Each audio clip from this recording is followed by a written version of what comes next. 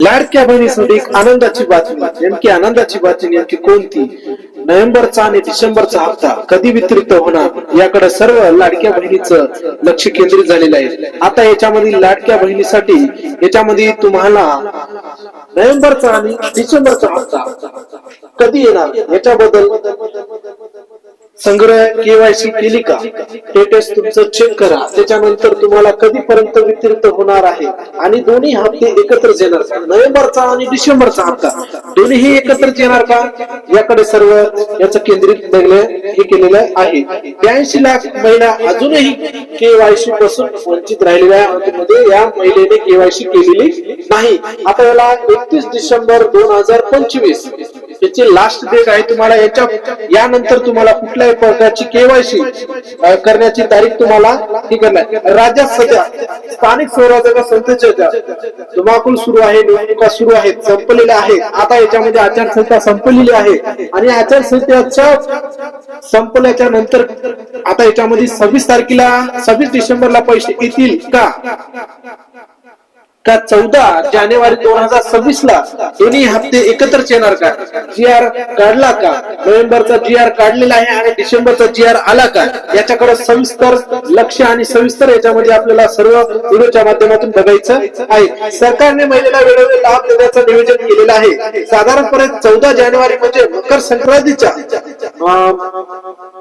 निमित्तानं यांना लाडक्या बहिणीला वितरित करण्याचा बाल विकास मंत्री आदित्य तटकरे मॅडमने असा निर्णय घेतलेला आहे की 14 जानेवारी 2026 पर्यंत सर्व लाडक्या बहिणीच्या अकाउंटला सर्व काही पैसे जमा होण्याची जास्तीत जास्त शक्यता वर्तवली जात आहे. म्हणजे नोव्हेंबरचा हप्ता आणि डिसेंबरचा हप्ता दोन्ही एकत्र येण्याची जास्तीत जास्त शक्यता आहे आणि तांत्रिक कारणामुळे ज्याचे हप्ते प्रलंबित होत आहे किंवा ज्यांना नियमित लाभ मिळत आहे अशा सर्वांना डिसेंबर आणि जानेवारी महिन्याचे एकत्रित जानेवारीचे येऊ शकता. याच्यामध्ये डिसेंबरचे आणि नोव्हेंबरचे येण्याची जास्त दिलासा देण्याची सरकारने मागणी केलेली आहे. केवायसीच्या याच्यामध्ये सुमारे लाभार्थ्यांना 2,42,00,000 महिला याच्यासाठी याच्या लाडक्या बहिणीसाठी केवायसी पूर्ण न केलेल्या महिलेला 1,60,00,000 महिला एवढ्या आहेत.